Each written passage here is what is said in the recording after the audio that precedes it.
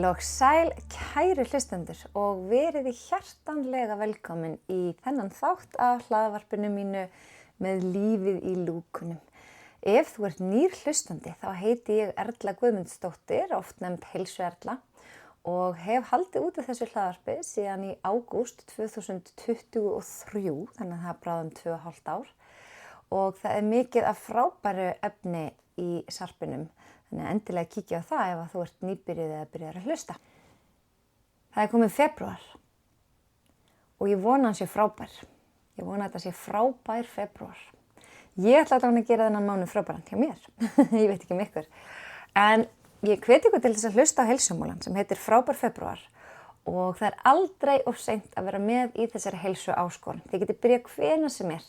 Takið bara það sem eftir er mánaðar, setjið ykkur eitthvað eitt markmið, eitthvað eitt sem þið viljið gera daglega, það sem eftir er mánaðar. Og ég er að segja ykkur að það mun hafa jákvæð áhrif á heilsuna þína, ekki spurning. En í dag komu til mín systur, þær Hera og Telma. Og við erum að ræða óútskýrða langvinna verki sem er mjög gott að fá skýringu hans á eftir síðustu 2 viðtöl. Þetta er allt, tengist allt svolítið saman vakustaugina og taugakerfi í þar síðasta þætti og svo ótrúlegu lífsreynslusöguna hans Sölva þar sem hann fékk svona hálfgert óþol fyrir tækni og var með rosalega verki í 10 mánuði. Þannig að þið eru ekki búin að hlusta á þann þátt, þá hvet ég ykkur til þess að gera það áður en þið hlusta á þennan. En áður en ég hleypi ykkur í viðtalið þá langar mig að biðjast afsökunar á smá hljóðörðuleikum. Ég þurfti að nota annan upptökubúnað í dag og því miður var einn hljóðnum minn alltaf að detta inn og út. Þannig að það endaði þannig að systurnar þurfti að deila hljóðnæma. En ég held að það komi nú ekki niður á því að efnið kemst allavega allt til skila. En þið fyrirgefa okkur ef það eru stundum einn og einn skruðningur eða svo, eða við dettum svona aðeins inn og út þarna í byrjun. En svona hlaðvarp, það gengur náttúrulega ekki nema að vera með digga bakhjarla eins og svo má kalla. Og ég er svo heppin að hafa á hliðarlínunni minni Spíruna sem er dásamlegur veitingastæður í Garðheimum. Og ég er svo lánsum að vera þar með rétta matseðlinum sem heitir sumarsalat, ætla ég að segja. Þetta var sumarsalat heilsuerlu, en svo var það bara svo vinsælt að það hefur aldrei áfram í allan vetur og heitir bara heilsusalat. Svo er það þín fegurð snyrtistofa sem er á annarri hæð í firðinum í Hafnarfirði. En þar getur þú farið og fengið alls konar meðferðir, allt frá spraytan og nöglum, augnhárum upp í djúpar, dásamlegar andlitsmeðferðir, ávöxtasýrumeðferðir. Það er hægt að fara í nudd, alls konar. Og auðvitað litun og plokkun og þetta helst á fótsnyrting og handsnyrting og ég veit ekki hvað og hvað. Þannig að ef þig vantar gjöf handa einhverjum og veist ekki hvað þú átt að gefa, þá er náttúrulega gjafabréf í eitthvað svona alveg tilvalið. Síðan er það Virkja sem er markþjálfarskóli eða markþjálfunarskóli. Og ég hvet þig til þess að kíkja inn á virkja.is eða hlusta á heilsumólan sem ég tók Virkja. Hvað er markþjálfun og hvað er Virkja? Þannig að kíkið endilega á það. Og svo að lokum er það heilsuhillan og heilsuvörur bæði janúar og febrúar eru Better You.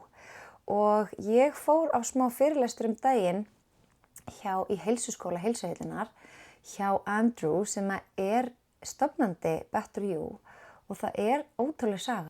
Og ég er að reyna að fá hann í viðtal í hlaðvarpið til þess að segja ykkur þessa ótrúlegu sögu og hvernig það endaði með því að hann fann upp þessar vörur. En heilsuheillan er svo ótrúlega gjafmild að hún gefur viðmælendum mínum þessa dagana stútfullan gjafapoka af vörum frá Better You. Og ég get ekki mælt meira með magnesiumflögunum. Það er bæði til magnesiumslíp og venjulegar sem þú getur sett út í baðkarið eða fótabað ef þú átt ekki baðkar. Og svo náttúrulega munnúðefni sem ég nota hverjum einasta degi. D-vitamin D plus K, það er til járn, það er til B-boost, það er til B12, það er til alveg fullt af alls konar. Þannig að ef þig vantar í þitt fæði eitthvað ákveðið vítamín eða steinefni og þú veist að því, þá eru þessi munnúðar algjör snilld að því að upptakan verður svo góð þegar hún fer bara beint í gegnum slímhúðin í munninum, þarf ekki að fara í meltinguna. En þá ætla ég að hleypa þeim Heru og Thelmu að, en þær ætla að segja okkur frá því hvað óútskýrðir langvinnir verkir eru og hvað hægt að gera. En þær eru líka með bæði Instagram og Facebook sem heitir Hreyfilausnir og eru þar með ókeypis fræðslu fyrir áhugasama. Þannig að þið getið alltaf kíkt á það, Hreyfilausnir. Viðtal dagsins, gjörið þið svo vel.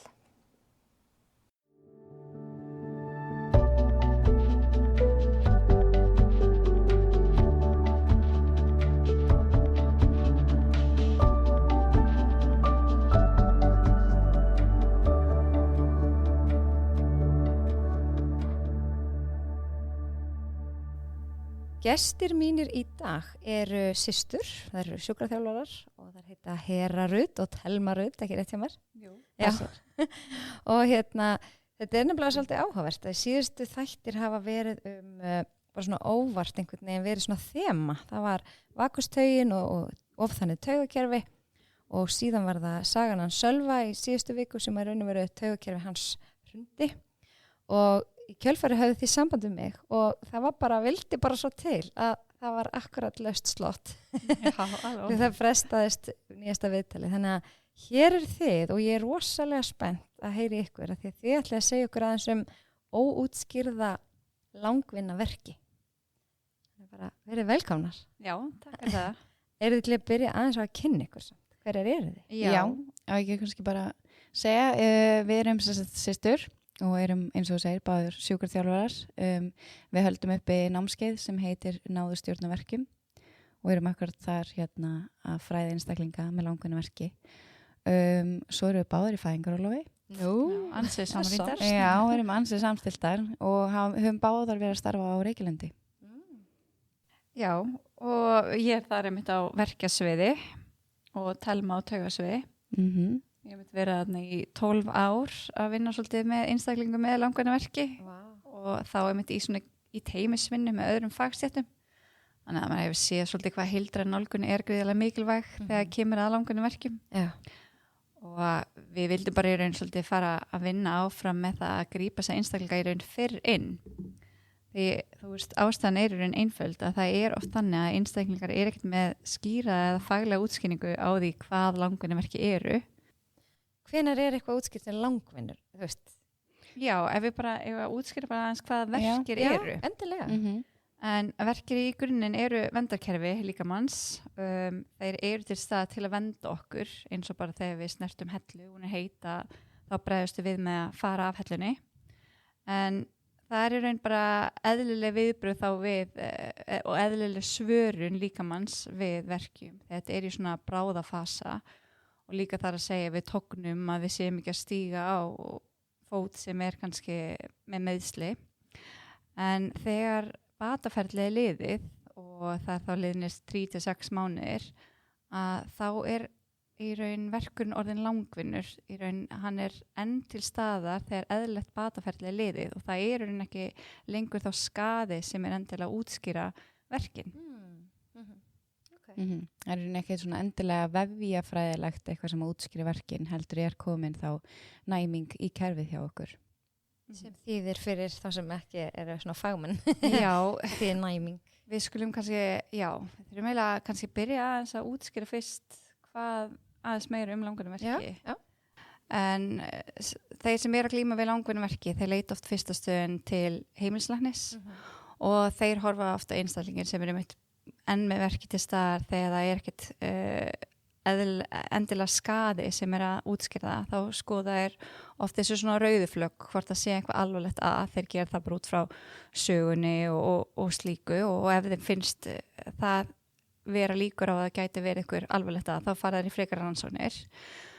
Svo líka geta þeir metið hvort það sé jafnvel einhver sjúkdómst ástand eins og bólgusjúkdómar eða endometriósis, vefjagigt eða eitthvað slíkt sem gæti verið að valda að viðhalda þessum verkjum.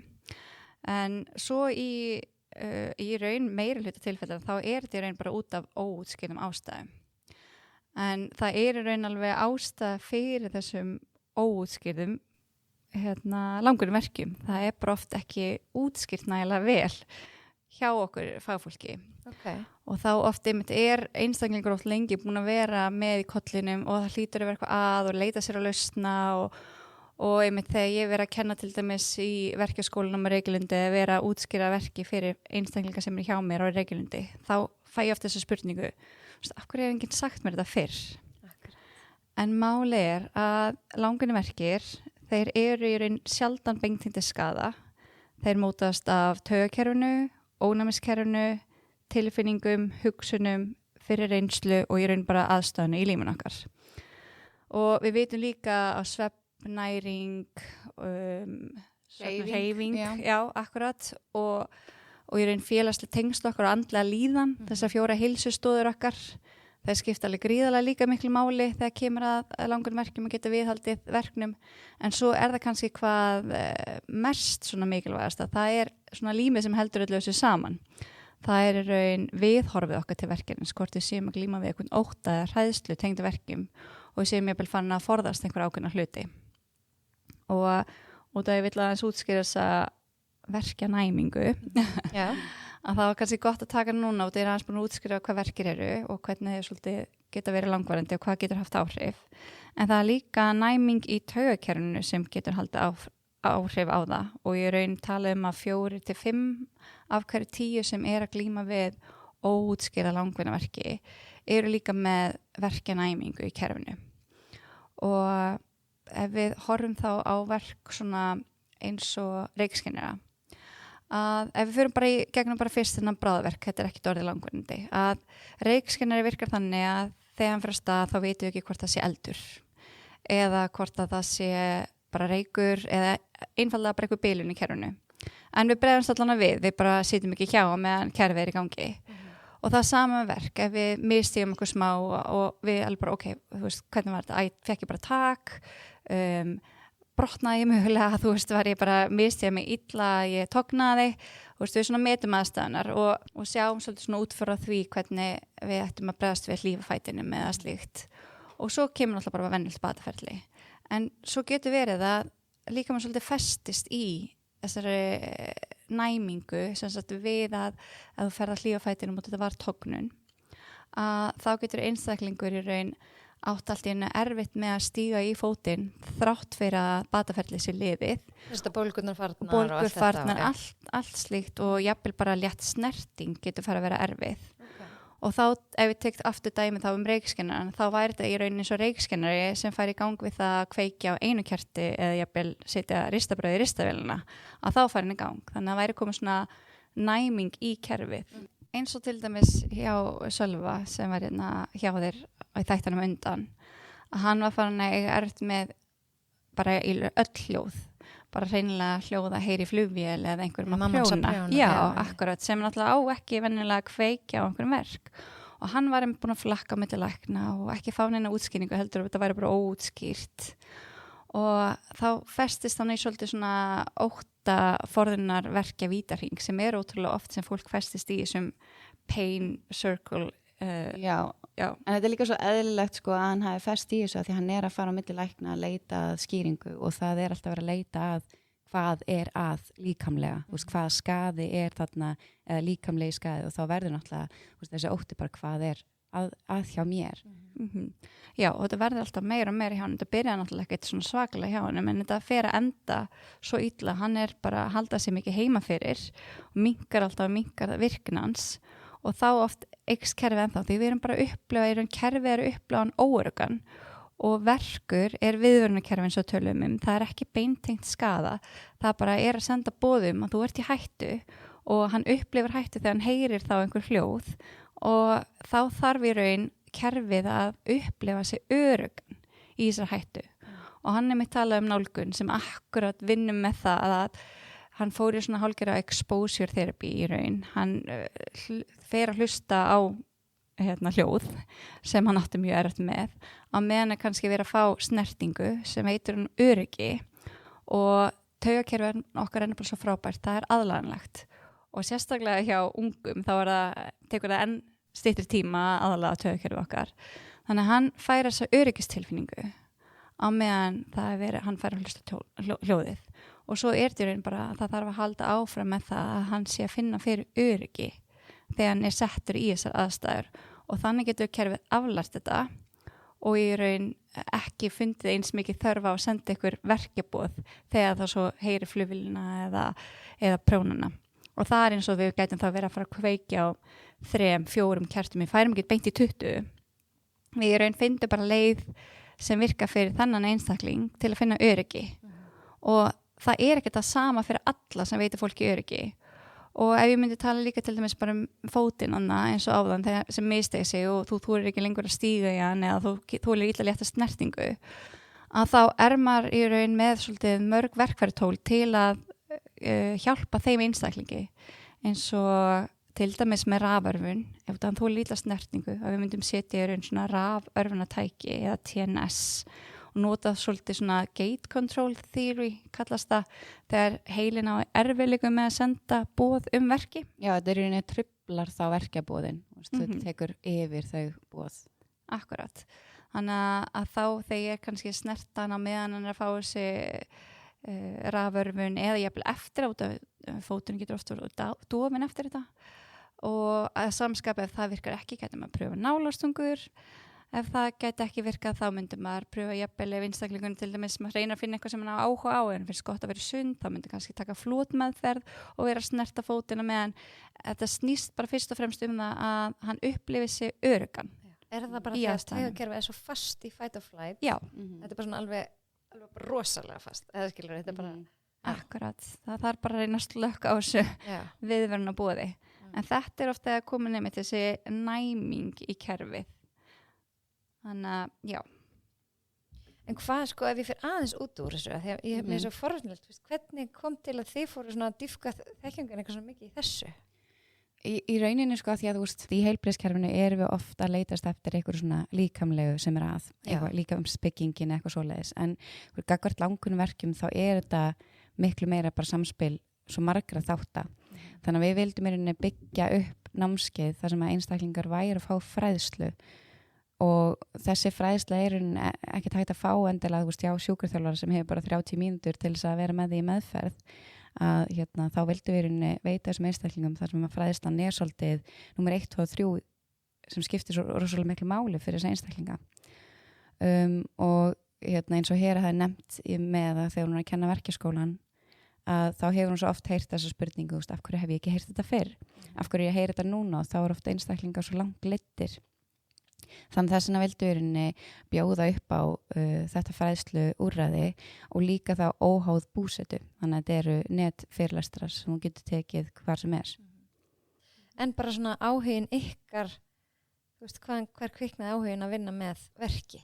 Já, ég var í náminu, þá lendi í raun að fá brjósklos í verknámi á Landspítalanum og ég í raun að meðhandla skjólstæðing sem fær svona mikið svimakast allt í einu og bara að fara að detta í gólfið og ég ætla bara að reyna að grípa hann töluvert starri og þyngri en ég en þannig ég fæ hann í raun bara svona yfir mig og afleggingin verður til þess að ég fæ 2 brjósklos og mikinn leiðinaverk niður hægri fótinn og heppilegt að ég allavega að læra á Landspítalanum það sem brjósklosaðgerðir eru og fer bara niður til taugalæknanna þar og segi við, jæja, ég var að fá greiningu, eða myndgreiningu, ég væri með brjósklos, komið svo sem ekkert óvart með hvaðan að leiðinaverkun kom beint í framhaldi, sko, að bara hvað væri gott fyrir maður að gera, ég vildi nú frekar reyna að vinna úr þessu frekar en að fara í aðgerð og fekk bara góður ráðum, tóg og ýmislegt, en eftir reyna þessa 6-12 mánuði sem bara brjósklos á, ég reyna bara að ganga svolítið tilbaka og eyðast, að þá var satt alltaf svolítið þessi leiðinaverkur í kerfinu mínu og ég var bara virkilega forvitin það og fyrir líka að vinna í verknám þá á Reykjalundi og það einmitt fæði þess að fræðslu svolítið í verkjaskólanum bara þetta er alveg bara einhver eftirkost sem í gangi taugin mín orðin mögulega eitthvað næm og það ýmislegt í kerfinu líka sem getur verið að íta undir þessa verkjaupplifun mína og ég fæ bara að vera svolítið forvitin verkið minn og líka bara þessi verkjavísindi. Ég hef bara farið á allar endumentanir hér lendi sem tengjast verkjavísindum. Okay.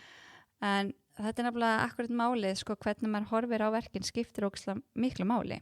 að vera að horfa svolítið forvitin á hann og mér fannst svolítið gott að horfa á þetta svolítið eins og nú erum við báðar í fæðingarorlofi þannig að mér er gott svona að útskýra þetta fyrir fólki hvernig ég horfa á verkin svolítið eins og grátandi unga barn og veist, þegar unga barn grætur þá reynir hann átt að af hverju það að gráta er það út af þreytt, er það svangt, er það mögulega í tanntöku, er það eitthvað óörugg og vill bara mamma halda á sér og veist, hvernig get ég aðeins hugga það en ég sjaldans eitthvað hrætt að það sé eitthvað alvarlegt að barninu það er sjaldan þannig og það er eins með langunverki það er sjaldan eitthvað alvarlegt að en það er gott að hlusta hans á hann reyna að vera svolítið forvitin átt að segja á hvað gæti verið að ít undir hann og til dæmis hjá mér þá átti ég oft erfitt með að sitja lengi Þannig í dag ef ég er búin að sitja lengi og verkurinn kemur þá er bara, já, ok, þetta er bara svona minnum á aðeins að hreyfa mig og ég stend upp. Alveg sem ég hugga grátandi barni, ég læta ekki bara gráta. Þá er ég bara stendi upp, hlusta aðeins á þetta, hreyfa mig aðeins til og fer svo bara áfram í gegnum daginn og það sem ég var að gera. Ég til dæmis líka ef ég er kannski búin að sofa illa og ég vakna svolítið stíf, að þá finnst mér voru gott að nota bjargráð eins og stíga aðeins á nálastungu dínu á þenni fyrir daginn, aðeins að gera smá hreyfitegur, aðeins að liðka mig. Því ef ég hunsa þetta, þá veit ég að þegar ég fer að sinna skjólstæðingum minni í vinnunni eða sit við tölvuvinnuna, að þá verð ég jafnvel ennþá stífari og þá getur verkurinn orðið ennþá meira. Hann er bara eiginlega farin aðeins að hafa herri öskur, grátandi öskur á mig, að ég eigi að hlusta og bregðast við. Því það er nú þetta sem þetta snýst það er bara að reyna að fá okkur að bregðast við. Og svo líka magnaða nefnilega við þetta er að verkurinn getur blossa bara hreinlega við ótta. Og ég á 3 stráka, þeir eru mjög virkir.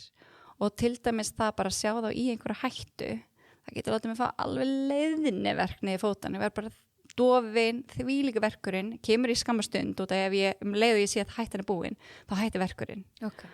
Og þú veist, þetta er svolítið skýrt dæmi að það er augljóslega, var brjóstkostlum með ekki að valda verknum þarna, heldur í raun þessi hræðsla. Og þetta er bara svolítið lærð hegðun fyrir líkamann að senda boðum hættu og hjá mér er það bara að læra leiða að þeim gefa mér smá leiðniverkni í fótinn og ég læti þetta bara svolítið sem áminninga að hlusta á hvað er að valda þessum verk því það er það sem óútskýrði langarverki snúast að það er þessi margir þættir og þess vegna fórum við að byggja þetta námskeið og við vorum að byggja þetta upp með því að einstaklingar skilja verkin horfið svolítið forvitin á hann, átti sig á viðhorfinu gagvart því, er það að forðast einhverja hluti og af hverju telja þér þurfist virkilega að vera að forðast þessu hluti. Bygging skiptir vissulega einhverju leyti máli, en það er aldrei öll sagan. Og þannig líf og sál félagslega móti er líka gríðarlega mikilvægt, þannig við förum inn á þá þætti sem geta verið að hafa áhrif á verkin. Þannig við horfum á þetta líka kannski bara eins og það þekkja svo margir streituglasið. Gott að horfa á þannig að hvað þættir eru mögulega í glasinu sem geta verið að ýta undir verkin og mögulega er einhver þættir sem getur tekið úr glasinu en svo eru mögulega þættir sem getur ekki tekið út og þá þarf þetta aðlagast að þeim hlutum og hvernig getur við stækka glasið og aðlagast þeim það er eiginlega besta með fyrir þar er hreyfing því að við erum gott þól það eykur sársaukaþolið okkar og það að vera með gott þól getur líka að þú þólir maður hefur meiri þól fyrir streitu og slíku. Þannig að við förum í þá þætti og svo förum við þættina eins og þess að heilsustóðir, sem sagt hreyfing, næring, svefn og þess að andlegu félagslega þætti og þar tökum við svolítið aktnálgunina eða acceptance commitment therapy sem við horfum svolítið í gildin okkar og slíkt og svo náttúrulega þetta viðhorf okkar tengt verknum. Þannig það er einn skýringin við hótskinaverkjum er að þetta er samspil margra flókina þátta sem þarf svolítið að horfa til og líka þess vegna er ekki sama meðferð sem virkar fyrir alla. Nei. En eins og þú segir að þú finnir ennþá fyrir brjósklossi einhverjum verkjum við ákveðnum aðstæðum en svo er eins og dæmi eins og með Sölva hans verkir hurfu bara alveg. Er bæði sem sagt alveg já, í raun, hans var líka ekki byggt í raun á einhverjum skaða eða bara, það var allt bara álagstengst hjá honum hjá mér getur þetta hafa verið nefnilega þannig að taugin verður þú veist fyrir að það er mikil þrýstingur á hana það getur setið svolítið eftir að það er þessi gæti að hafa orðið einhver skaði á tauginni en þú veist, eins og segja, þó það hafa orðið einhver skaði og þú veist, ég finn alveg ég er dofin ef ég snerti fótum minn meira hægra megin heldur en vinstra megin, þú veist, það hefur reynilega komið einhverja skaði á skinntaugina mína en þú veist, hvað ætla ég að gera líka við þessu upplýsingar, ætla ég að vera alltaf, ég þarf alltaf að koma þessi verkur við, þú veist, ef ég sef illa eða þegar ég sit lengi, eða ætla ég bara svona að læra inn á hann. Þú veist, hvað ætla að gera við upplýsingarnar? Þannig að og þið ákvæðum sem sagt bara að stofna þetta saman út frá þinni sögu og þið bæði að byrja að vinna þessu sama sviði. Mér finnst það áhugavert. Já, nei, ég lendi líka sjálf í slesi. Þú ert líka með sögu. Já, árið 2020 og fæ svona hálsneiks áverka eða vipplas. Þannig að ég er ennþá líka með eftirstöðvar af því og er með eins og við segjum, við erum ekki endilega með sömu verki þráttur, við séum náttúrulega mjög samrýndar en ég fæ þá þessi höfuðverkaeinkenni og leiðnir, handlegg og svoleiðis og við erum akkurat, tökum námskeið í ýmsum verkjafræðum og ég hef verið mikið að nota PRT sem er Pain Reprocessing Therapy, svona þannig nálgun á minnverk þar sem ég er bara að skoða hlutlaust verkin án ótta eða hugsa að það sé eitthvað skaði til staðar og það sé ástæðan fyrir verknum og sjá í rauninu bara hvernig verkunum breytist bara þegar þú veitur athygli hvað gerist fyrir verkin og líka bara finna hvernig ég get náð fram slökun í mínu lífi þegar maður er náttúrulega ég er líka mamma og er með 2 lítil börn, eldri strákurinn 3 ára og yngri er að verða 1 árs. Þannig að það er oft svona alls konar líka streitufaktor þar og reynd teki eftir í rauninni að þegar ég er undir streitu þá er verkurinn sérstaklega mikið til staðar og fundi bara út hvernig ég get náð einhvern veginn slökun í lífinu og þá sé ég að verkurinn í rauninni minkar í kjölfarið. Þannig að maður reynir að horfa svolítið bara svona forvitin á verkin. Það er svona það sem að ég hef reynt að gera í mínu verkeftilfelli en eins og við segjum, við erum báðar með svona okkar eigin sögu á verkjum og þar kom í rauninni svona líka póllin að vilja fara eins út í þetta. Já, mjög áhugavert sko. En það er því að oft þegar fólk fær brennandi áhuga fyrir einhverju þá er það svo oft að því að maður hefur sjálfur lent í einhverju. Það er einhvern veginn bara svolítið þannig sko. En sko að því að þið eru búin að tala taugakerfið og það var svolítið svona í síðasta þætti og þar síðast, en þetta ósýnilega, þú veist, hvað er að gerast í raun og veru heilanum og líkamannum, getið eitthvað útskýrt þegar fólk finnur svona verk þegar hann er óútskýrður, eða skilurðu, þegar það er ekki lengur bólgan til staðar hvað er þá að gerast í líkamanum og heilanum sem að veldur því að við finnum verk?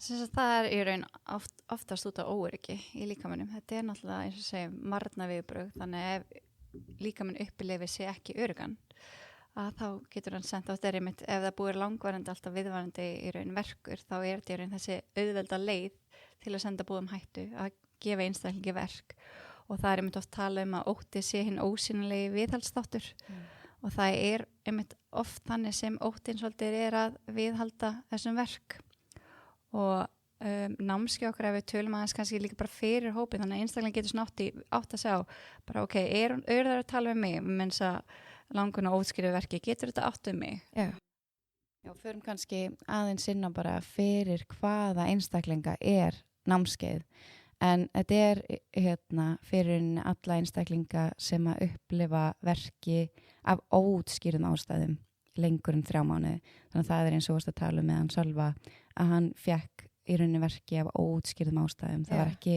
skaði sem hann varð fyrir eða einhver eftir krabbameinsmeðferð eða svoleiðis en svo eru líka þetta geta verið alls konar læknisfræðilega skýringar fyrir verknum og þá er í rauninni þegar verkurinn er enn til staðar eftir í rauninni eðlilegt bataferli með við umfangsskaðans eða sjúkdómsástand eða líka þá ef að verkurinn er mun meiri en mætti búast við og svo er þetta þá sérstaklega fyrir þá einstaklingar sem upplifa mikinn ótta við verkin og eru farnir að sýna mikla forðunarhegðun og draga sér til hlés og líka bara margir sem að leita út allt, bara leita til ýmissa fæla og ná ekki neinum framförum í rauninni. Já, og líka að þú talar hvað svolítið viðheldur þessu taugakerfi að það getur nefnilega oft við heilbrigðisstarfsfólk þurfum svolítið að passa okkur hvernig við tölum við þessi einstaklingar sem hitt okkur vilja fá þessa skýringu. Þú veist, ég skil vel að þú hugsir að það hljóta verið eitthvað að því ótti við verki er í raun eðlilegt, við erum kennt okkur er kennt það, þú veist, að ef einhvað meiðir þá halda sér frá því.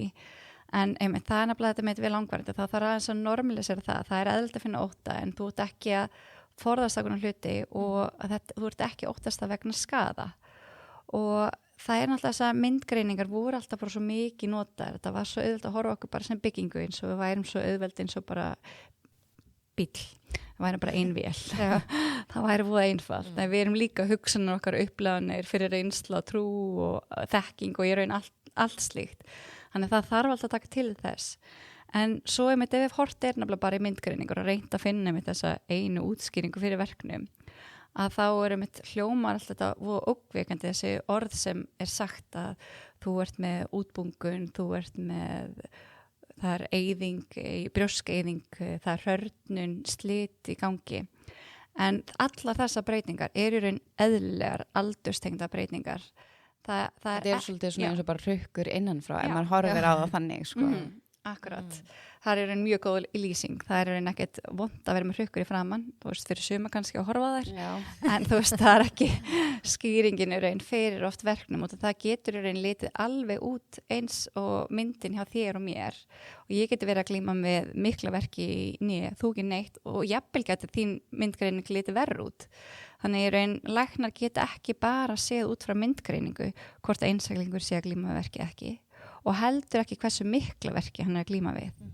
Þannig að það er svolítið það sem ef einstaklingar upplifa þess að viðkaman með að heyra það að þú ert með brjóskeyðingu, það er slitbreyting í gangi, þú veist, þú er hryggjarliðin eru samþjappaðir saman, þá allt í einu kannski verður hræddur við að hreyfa þig þegar akkurat einstaklingin þyrft að hreyfa sig og styrkja sig því líkamann okkar er svo sterkur, hann er svo aðlanahæfur og hann er gerður virkilega til að hreyfa sig. Þannig að vera með einhverja slitbreytingar, besta meðferðin hreyfa sig, einmitt, styrkja liðin í kringum hann.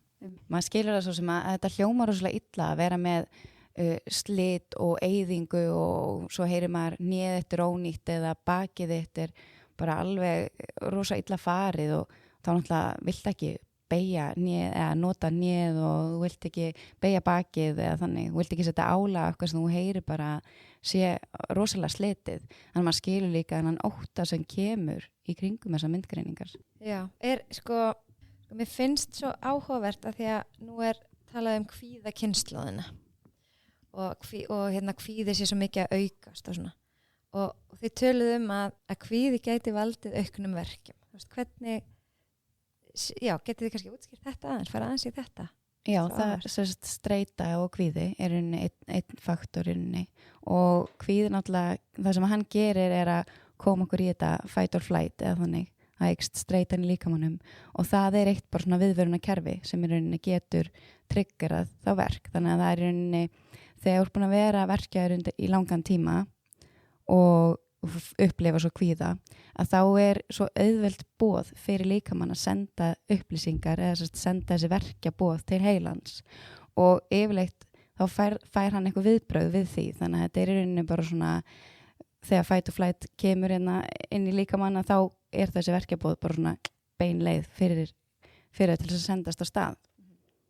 En ætti raun og veru að senda einhver allt önnur boð, er það að meina það? Þú veist, eða hjá sumum fyrir þetta kannski bara eitthvað í meltingin í rugl. Já, bara mismunandi hvernig einstaklingurinn bregðast við kvíðanum. Sumir upplega verk, sumir fara svitna, sumir, þú veist, þetta er raun og bara mismunandi viðbröð hvernig líkamann bregst við. Þetta er nefnilega svo magna, við erum svo ólík, þessna er þetta alltaf að einhvað sama virki fyrir alla, þetta sé lausnin eins og þú veist að koma oft ýmis trend, hvað virkar bara bandvefur núna, allir að fara í fasjulósun, vakustögin er að fá mikið hæp en alveg rétt á sér en það þarf oft að finna ýmis ráð til að róa vakustögin sem er mismunandi að gera til þess að róa hana.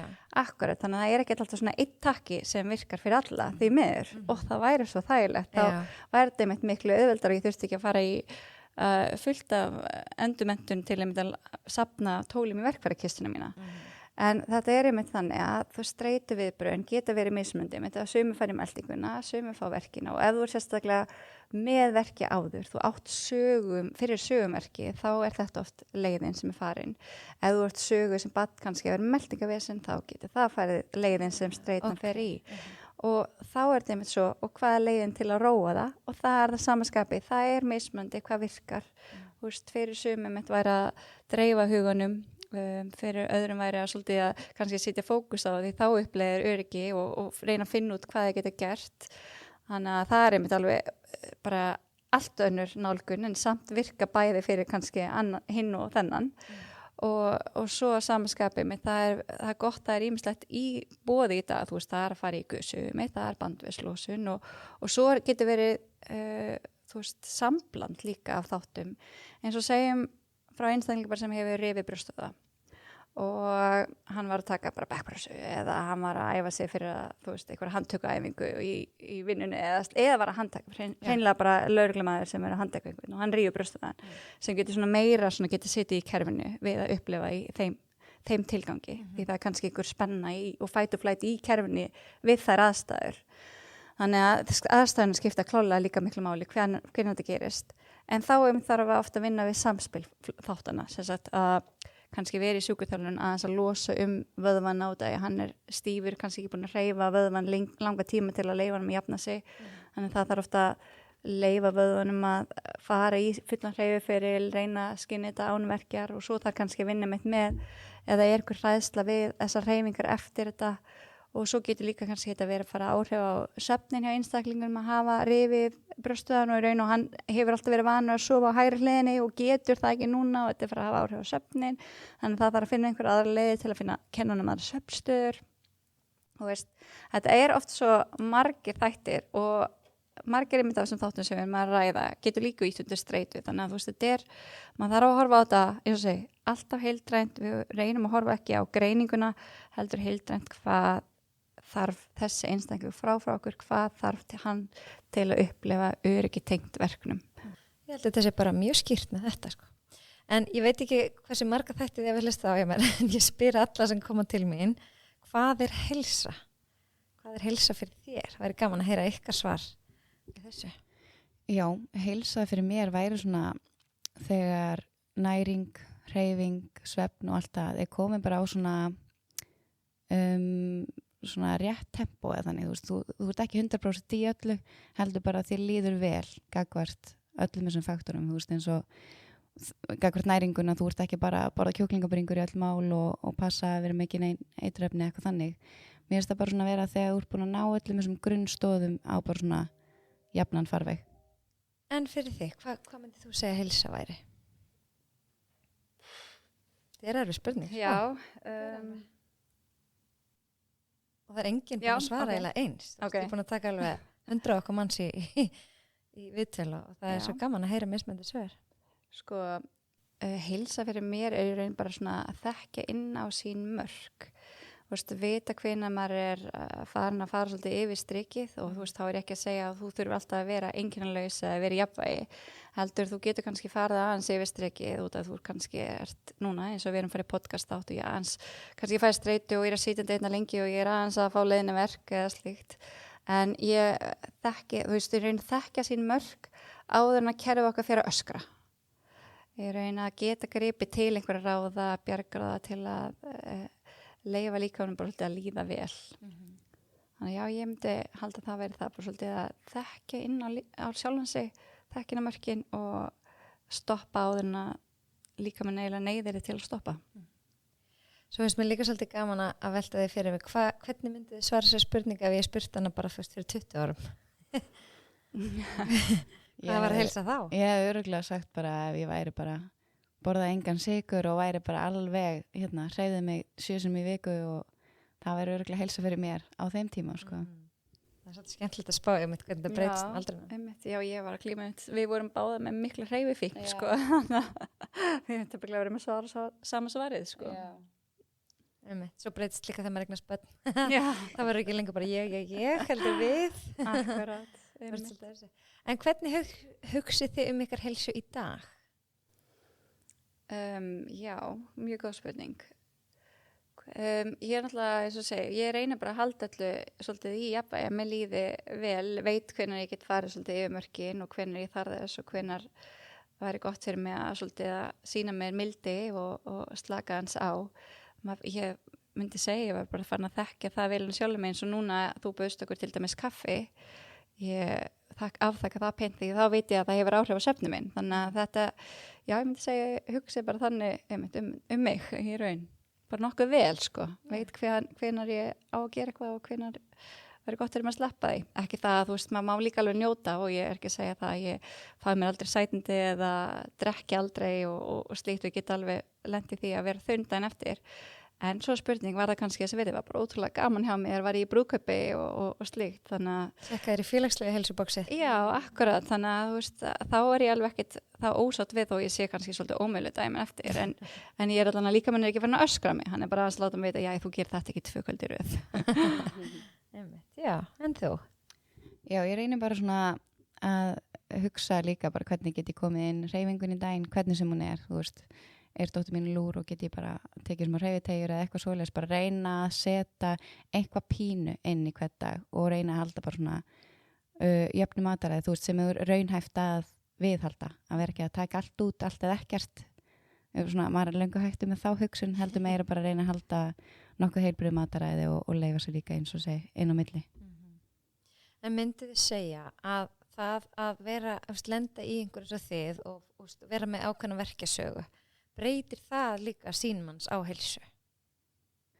Já, í rauninni alveg, þú veist, af því að maður getur alveg verið rosalega verkjaður og fundi bara sem að eins og þú veist, margir eiga góða daga og sumir eiga slæma daga og eins og þú veist, á þessum slæmudögum þá finnur maður alveg að það er mjög erfitt en þá þarf maður eitthvað svona, þá fattar maður, ok, nú þarf ég að finna mér eitthvað leiða til þess að reyna að draga úr verknum, nýta mér bjargráða mín og að því að ég vil halda áfram að gera það sem ég hef skemmtilegt og lifa mínu lífi, þannig að það náttúrulega klálega hefur áhrif þegar þú ert verkjaður eins og ég stundaði mjög mikið fjallgöngur en nú er ég mjög erfitt með að bera mjög þungan bakpoka og það er rauninni, þú veist, ég hef verið svona stigvaxandi að reyna að þjálfa það aftur upp en maður finnur það alveg að þegar þú lendir í einhverju að þá kann maður svo að meta, þú veist, það sem maður er vanur að hafa, nokkuð vanur að geta gert.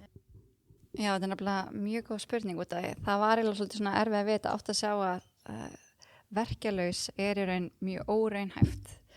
Þú veist, það er búin að glíma við langanindaverki og slíkt en þess að nefnitt skýrði við námskeið ekki verkjalaus, heldur náðu stjórnaverkjum. Og það í raun bara verkurinn alltaf eins og ég segi, gerði til að venda okkur, þannig að við ættum alltaf að reyna að vera með þessi viðurumboð. En það þurfti svolítið að læra það, ok, ég er alltaf að finna regla til við ýmsar aðstæður og það var einmitt kannski svolítið það sjokkja að hann mun alltaf svolítið vera að lörta og vera tilbúin þegar ég er ekki alveg í einmitt eins og segja, maður getur vaknað mismunandi upp laður og ef ég er ekki alveg í standi þá er hann tilbúin að láta mig vita af sér sko að nú er eitthvað sem ég þarf að fara að huga að einhver þáttur sem ég ætti að fara að vinna í hjá mér. Þannig að það er einmitt svolítið magna við þetta að það er erfitt að koma sér alveg í sérstaklega með þegar maður lendir í einhverju slysi eða skaða sko, þá er oft erfið að alveg ná sér úr því en þá er einmitt mjög gott líka samspil einmitt með sjúkraþjálfarar ef það hefur orðið einmitt einhver slys sem var til þess að verkurinn fór að koma upp. Já. En myndið þið segja að það væri alltaf tækifæri til að bæta lífsgæðin sín bara með því að þekkja sína verki?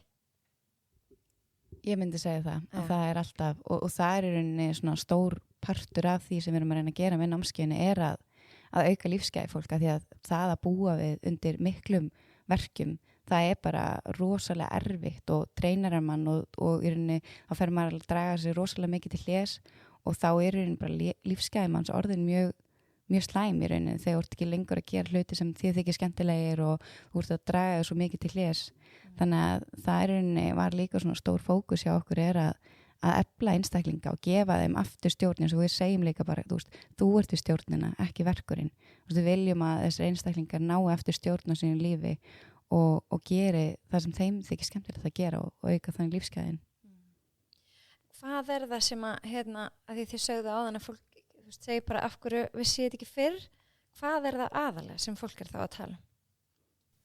Þú veist að það væri raun ekki einhver ein skýring fyrir verknum, það oft vill fá, þú veist, oft teldur að náttúrulega sé tengt skada og það er einmitt bara að sé búið að tala við þau bara, þetta er eflust ekki tengt skaða, það er búið að vera útiloka þetta, hérna er myndgreiningun og þau eru kannski með að sína mann einhverja smá hryggskekkju og maður fyrir að útskýra fyrir af hverju hún gæti ekki verið að skýra alveg þessar miklu verki sem hann upplefa og í hvað aðstæðum hún er að upplefa verkina.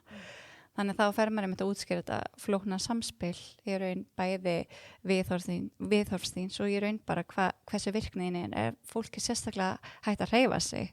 Þá er það mitt oft svona fyrst að byrja að fá einstaklingin til að hreyfa sig aftur, hreyfa líka með því að hann safnar náttúrulega bara bólgum ef við fáum ekki hreyfingunni og þá er raun viðheldur svolítið verknum líka og þá fyrir við raun bara svolítið að ræða að fara í þá þætti sem eru mögulega að viðhalda verknum. Við vitum það ekkert alveg strax sem útskýrum þetta eru þættinir, horfðu svolítið á þess að þættu, reynda að finna út hvað er innmitt í þínu glasi. Þannig þegar einstaklega átt að segja á að það eru margir þættir sem geta verið áhrif, þá er raun valdeflar þeim, þá er það ok, það er fullt sem ég get gert til að hafa áhrif á verkið minn, sem það er mitt vissi ekki áður og það er oft sem fólki finnst svo gott, það er mitt að ég get gert líka ýmislegt sjálf, ég get gert sjálf ýmislegt til að hafa áhrif á hana verk minn. Akkurat, nákvæmlega og sko, dæmi sem þið tóku áðan þá er mjög líklegt að þetta verði bara svona vítarhingur, maður dreifur sig úr vegna verkja, það hefur áhrif á andlegu heilsuna og þegar andlega heilsan er ekki góð, það hefur áhrif á kannski meiri verki. Getur orðið svona, ég sé það fell ánum fyrir mér. Já, ég meina, þetta er oft svolítið, komið svolítið samspil á milli, það er alltaf verið að tala um þetta líf, sál, félagslega mótilið skipti alveg gríðarlega miklu máli þarna. Er eitthvað sem ég er að gleyma að spyrjum, sem er mikilvægt að fólk viti þessa útskýrðu langvinnu verki? Já, kannski bara að muna að líkamál okkar er sterkur og hann er aðlögunarhæfur. Þannig að bara það að við erum að tilengja okkur breyttar venjur, það skiptir rosalega miklu máli og þannig er við rauninni að innbrynda í námskeiðun okkar að reyna að breyta ýmsum venjum og í rauninni halda því áfram bara út lífið. En að því þið eru líka búin að tala svo mikið hreyfingu og það er febrúar, þá langar mig að minna fólk á lífslaupið. Bara hvetja alla til þess að taka þátt í lífslaupinu. Er þið með í lífslaupinu? Bara helst alla vinnustæði og alla, þetta er svo geggja verkefni. Hvetja fólk bara til þess að hreyfa sér daglega, sko.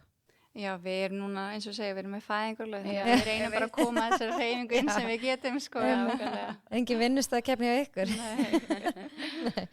En áður ég kveð ykkur, þá er ég með pakka frá heilsuhillunni. Sem er einn af samstarfsaðalunum mínum. Veit ekki hvort ég geti gert þetta bara svona. Þetta er frá Better You sem er geggjaðar vörur. Bæði vítamín spray og magnísíumflögur í baðkarið eða fótabaði. Magnísíum til að bera á líkamann líka. Já, magnísíum slíp, talandi góðan svefn. Já, og D-vitamin, alls konar. Munnúðar. En ég mæli hrikalega vel með þessum vörum. Það er geggjað, það. Bara í boði heilsuhilluna Better You. Já, ekki þessa vöru, kannski. Já, maður hefur alveg séð þessar. Ég hef alveg verið að nota, náttúrulega D-vitaminið, það nota maður alveg. Og það líka getur verið einn af þessu þáttum í glasinu sem verið að íta undir verki. Að vera að skorta D-vitamin. Skorta D-vitamin, já. Það er gott að... Og magnísíum, eða ekki? Og magnísíum er náttúrulega oft líka fyrir bara að hjálpa til við endurheimt líka og einmitt svefninn og gefuslökun. Þannig að eins og segi, nota bjargráð, reyna að finna út hvað hentar sér, ekki vera að hlusta og ég er að nota þetta og það hentar þér ekki, þú ert ekki mikið baðmanniski en ég elska baðið en ég er alltaf að segja já, prófa það áfram. Já, prófa það áfram, nei, finn út hvað hentar þér.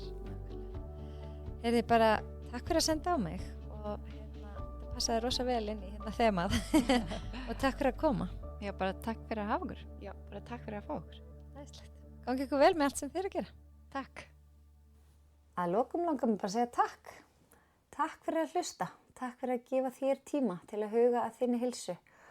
Og ef þér líkar við efnið sem ég er að deila, þá þætti mér alveg ótrúlega væntum að þú myndir segja einhverjum frá hlaðvarpinu, deila þáttunum með einhverjum, hvort sem það er á Instagram eða bara í persónulegum skilaboðum.